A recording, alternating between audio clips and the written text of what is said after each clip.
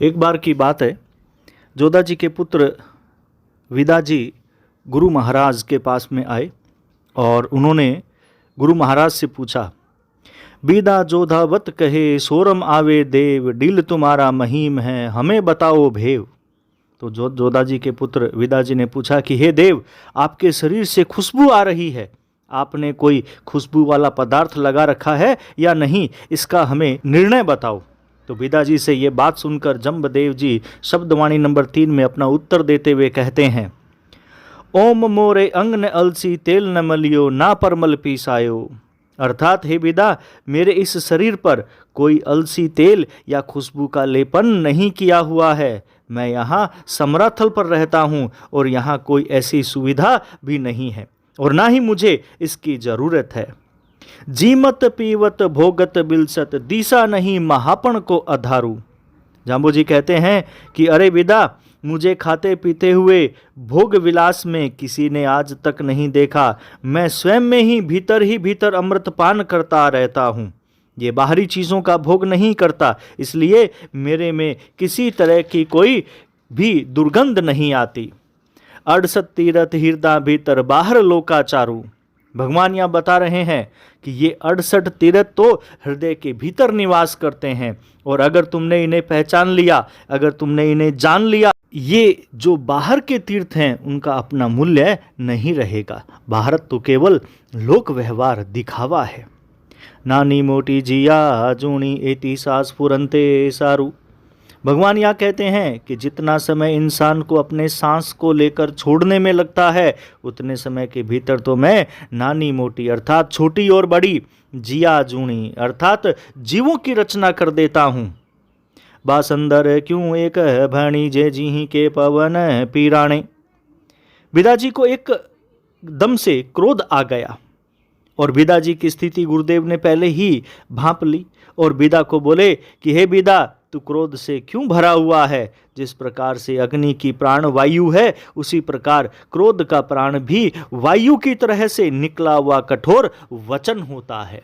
अगर तुमने कठोरता से किसी को कुछ वचन भी कह दिया तो वो भी अग्नि के समान है।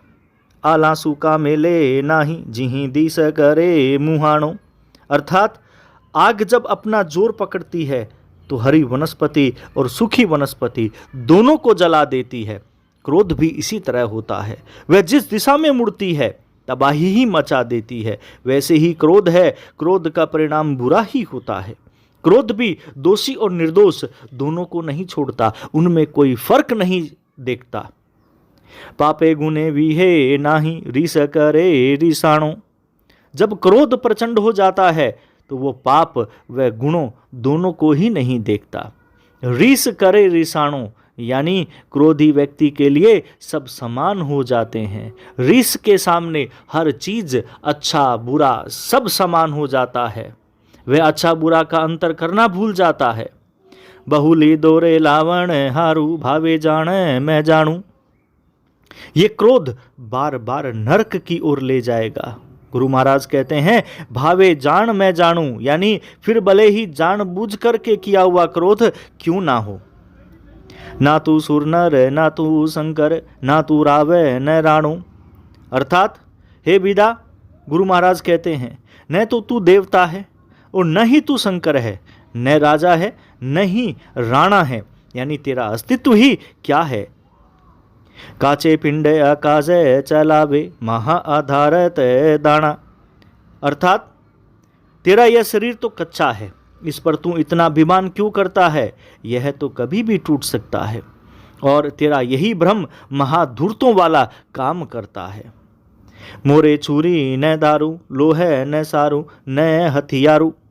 यहाँ गुरु महाराज से विदा पूछता है, जब वो कुछ सहज हुआ तो वो कहने लगा कि हे भगवान, आप इस वन में अकेले रहते हैं, आपके कभी शत्रु तो होंगे ही, आप शस्त्र क्यों नहीं रखते। यह बात सुनकर जम्बदेव कहते हैं कि मेरे पास लोहे की बनी छुरी नहीं है।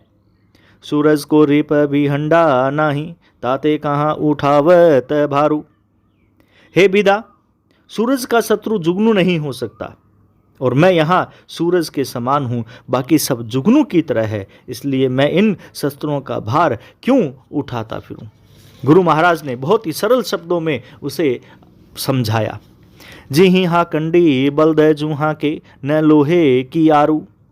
भगवान कहते हैं कि बैल हाँकने के लिए जो लकड़ी होती है उसके आगे लोहे की कील लगी होती है। मेरे पास तो उस कील के बराबर भी लोहे का कोई शस्त्र नहीं है।